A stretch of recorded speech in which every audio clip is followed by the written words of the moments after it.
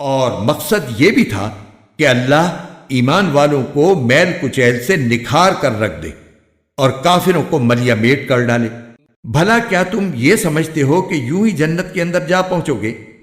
حالانکہ ابھی تک اللہ نے تم میں سے ان لوگوں کو جانچ کر نہیں دیکھا جو جہاد کریں، اور نہ ان کو جانچ کر دیکھا ہے جو ثابت قدم رہنے والے ہیں، اور تم تو خود موت کا سامنا کرنے سے پہلے شہادت کی موت کی تمنا کیا کرتے تھے، چنانچہ اب تم نے کھلی آنکھوں سے دیکھ لیا ہے۔ اور محمد صلی اللہ علیہ وآلہ وسلم ایک رسول ہی تو ہیں، ان سے پہلے بہت سے رسول گزر چکے ہیں، بھلا اگر ان کا انتقال ہو جائے یا انہیں قتل کر دیا جائے تو کیا تم الٹے پاؤں پھر جاؤ گے؟ اور جو کوئی الٹے پاؤں پھرے گا وہ اللہ کو ہرگز کوئی نقصان نہیں پہنچا سکتا، اور جو شکر گزار بندے ہیں اللہ ان کو ثواب دے گا۔ اور یہ کسی بھی شخص کے اختیار میں نہیں ہے کہ اسے اللہ کے حکم کے بغیر موت آ جائے، جس کا ایک معین وقت پر آنا لکھا ہوا ہے۔ اور جو شخص دنیا کا بدلہ چاہے گا ہم اسے اس کا حصہ دے دیں گے، اور جو آخرت کا ثواب چاہے گا ہم اسے اس کا حصہ عطا کر دیں گے۔ اور جو لوگ شکر گزار ہیں ان کو ہم جلد ہی ان کا اجر عطا کریں گے۔ کتنے سارے پیغمبر ہیں جن کے ساتھ مل کر بہت سے اللہ والوں نے جنگ کی، نتیجتاً انہیں اللہ کے راستے میں جو تکلیفیں پہنچی ان کی وجہ سے نہ انہوں نے ہمت ہاری، نہ وہ کمزور پڑے، اور نہ انہوں نے اپنے آپ کو جھکایا۔ اللہ ایسے ثابت قدم لوگوں سے محبت کرتا ہے۔ ان کے منہ سے جو بات نکلی وہ اس کے سوا نہیں تھی کہ وہ کہہ رہے تھے ہمارے پروردگار ہمارے گناہوں کو بھی اور ہم سے اپنے کاموں میں جو زیادتی ہوئی ہو اس کو بھی معاف فرما دے، ہمیں ثابت قدمی بخش دے، اور کافر لوگوں کے مقابلے میں ہمیں فتح عطا فرما دے۔ چنانچہ اللہ نے انہیں دنیا کا انعام بھی دیا اور آخرت کا بہترین ثواب بھی، اور اللہ ایسے نیک لوگوں سے محبت کرتا ہے۔ اے ایمان والو، جن لوگوں نے کفر اپنا لیا ہے اگر تم ان کی بات مانو گے تو وہ تمہیں الٹے پاؤں کفر کی طرف لوٹا دیں گے، اور تم پلٹ کر سخت نقصان اٹھاؤ گے۔ یہ لوگ تمہارے خیر خواہ نہیں بلکہ اللہ تمہارا حامی و ناصر ہے، اور وہ بہترین مددگار ہے۔ جن لوگوں نے کفر اپنایا ہے ہم ان قریب ان کے دلوں میں رعب ڈال دیں گے، کیونکہ انہوں نے اللہ کی خدائی میں ایسی چیزوں کو شریک ٹھہرایا ہے جن کے بارے میں اللہ نے کوئی دلیل نہیں اتاری۔ ان کا ٹھکانہ جہنم ہے، اور وہ ظالموں کا بدترین ٹھکانہ ہے۔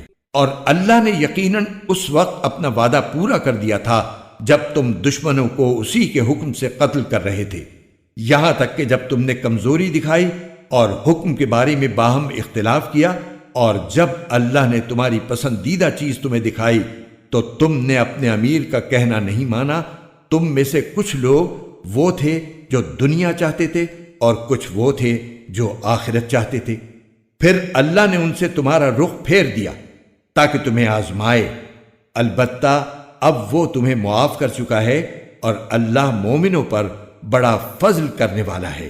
وہ وقت یاد کرو جب تم منہ اٹھائے چلے جا رہے تھے اور کسی کو مڑ کر نہیں دیکھتے تھے، اور رسول تمہارے پیچھے سے تمہیں پکار رہے تھے، چنانچہ اللہ نے تمہیں رسول کو غم دینے کے بدلے شکست کا غم دیا تاکہ آئندہ تم زیادہ صدمہ نہ کیا کرو، نہ اس چیز پر جو تمہارے ہاتھ سے جاتی رہے اور نہ کسی اور مصیبت پر جو تمہیں پہنچ جائے، اور اللہ تمہارے تمام کاموں سے پوری طرح باخبر ہے۔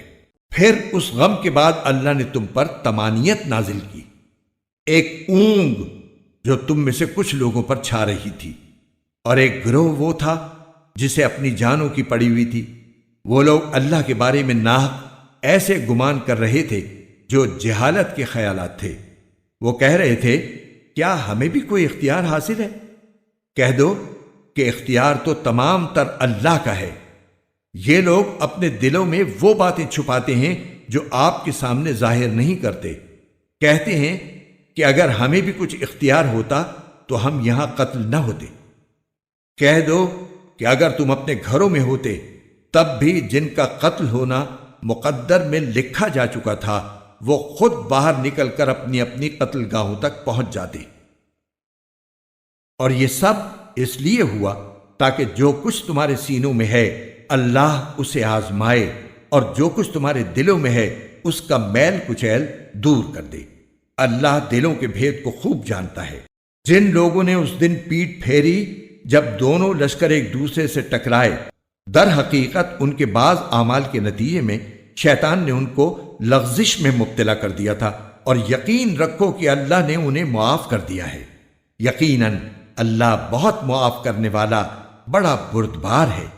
اے ایمان والو، ان لوگوں کی طرح نہ ہو جانا جنہوں نے کفر اختیار کر لیا ہے، اور جب ان کے بھائی کسی سرزمین میں سفر کرتے ہیں یا جنگ میں شامل ہوتے ہیں تو یہ ان کے بارے میں کہتے ہیں کہ اگر وہ ہمارے پاس ہوتے تو نہ مرتے اور نہ مارے جاتے۔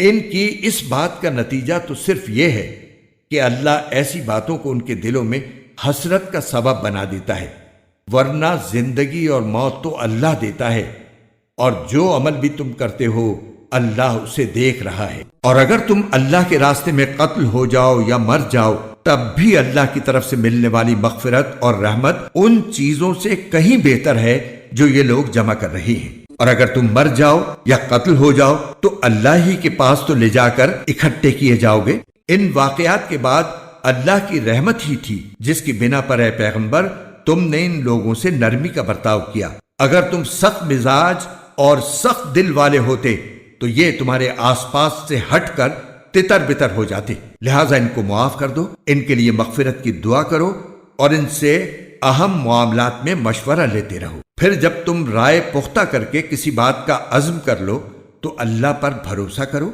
یقیناً اللہ توکل کرنے والوں سے محبت کرتا ہے۔ اگر اللہ تمہاری مدد کرے تو کوئی تم پر غالب آنے والا نہیں، اور اگر وہ تمہیں تنہا چھوڑ دے تو کون ہے جو اس کے بعد تمہاری مدد کرے؟